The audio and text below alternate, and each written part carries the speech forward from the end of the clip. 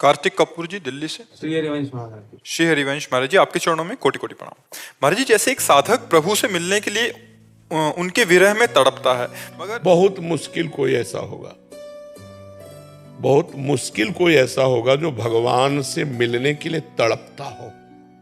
ये सब मतलब ऐसा समझो करोड़ों भक्तों में कोई एक होगा।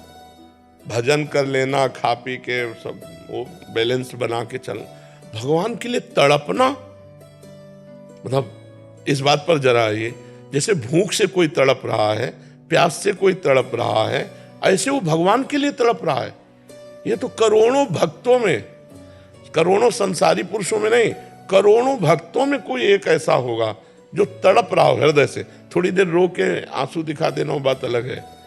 मान लो हम रो रहे हैं, चर्चा भगवान की चल रही और चिंतन कोई और चल रहा है, अंदर से चिंतन चल रहा है किसी दुखद घटना का सांसारिक, और उसके प्रभाव से हम रो रहे हैं और सामने दिखाई दे रहा कि कितना बड़ा भगत है, भगवान की चर्चा में रो रहा है। ऐसा नहीं है।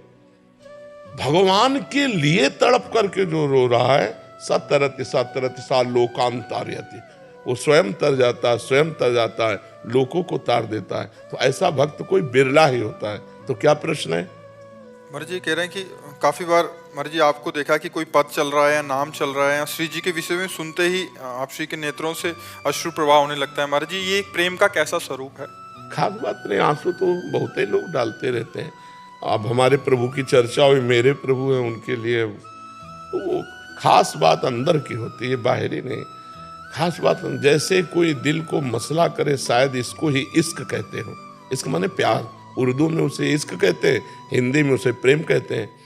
तो शायद जैसे हमारे दिल को कोई मसला करे हर समय, हे प्रभु कब मिलोगे, हा नाथ, क्योंकि अब आपके सिवा कोई है नहीं, पूरा जीवन हो गया आपके लिए, जीवन की शाम होने जा रही, अब भी नहीं मिलोगे, कैसे मिलोगे, कब मिलोगे? अब वो विकल हो गया, अब रोना आ गया, अब अंदर ही अंदर तड़प रहा, गंभीर शांत है, अंदर अंदर तड़प रहा।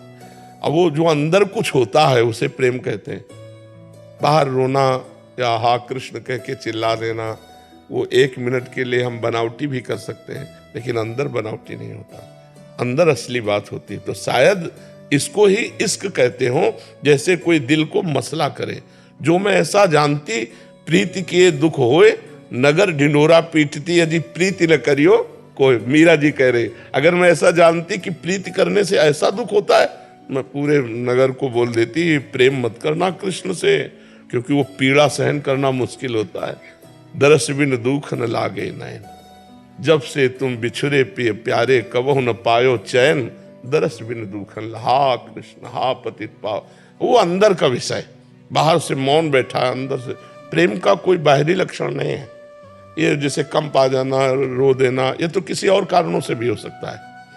वो अंदर का विषय, अनुभव स्वरूपम सूक्ष्मतरम प्रतिक्षण वर्धमानम कामना रहितम। जो प्रेम का स्वरूप है, कोई कामना नहीं, सूक्ष्म से सूक्ष्म, केवल अनुभव में आने वाला, और प्रतिक्षण बढ़ता रहता है प्रेम।